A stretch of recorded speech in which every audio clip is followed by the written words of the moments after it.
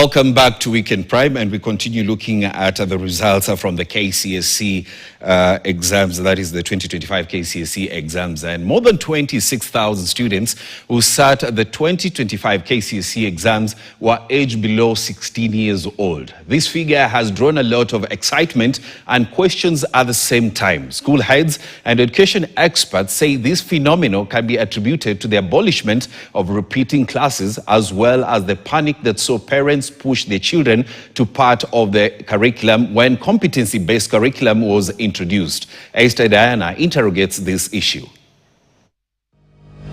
When the Kenyan government under President Uhuru Kenyatta introduced the competency-based curriculum in 2017 to replace the decades-old 844 system, panic, criticism, and uncertainty was expressed by most parents, mostly due to the complexity of the curriculum and visible reluctance to embrace it.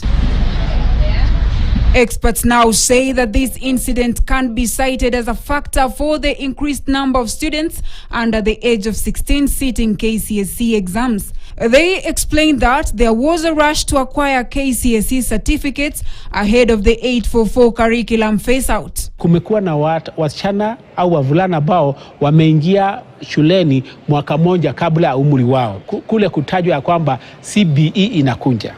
Kwa hivyo wengi wakaona wacha waingie, wakaingia mwaka moja mbele. Education analysts are also of the opinion that the increased number of candidates under the age of 16 can be linked to some parents feeling their children were bright and therefore saw it fit to let their children skip classes.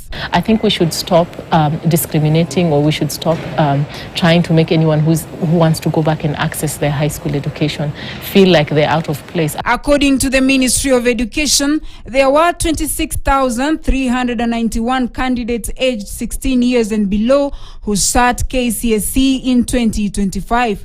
This is slightly higher than the 20,546 recorded in 2024. More candidates were, however, within the appropriate age bracket of 17 and 19 years, constituting 716,000 of the total candidature. Over the same period, 252,298 candidates above the age of 20 sat KCSE exams.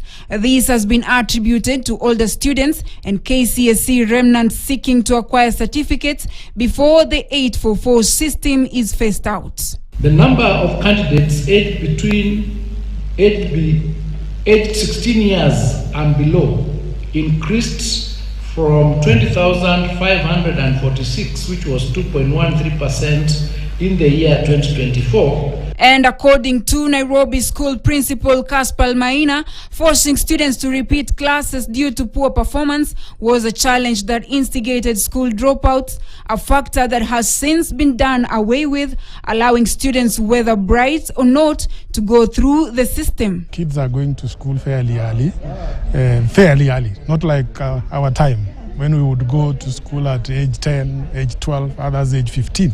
And then there is this government policy of outlawing repeating. School heads have observed that it is better for candidates to sit exams early, as their focus is at peak before adolescence. The 2025 KCSE provisional results have presented unique trends like increased number of candidates under the age of 16.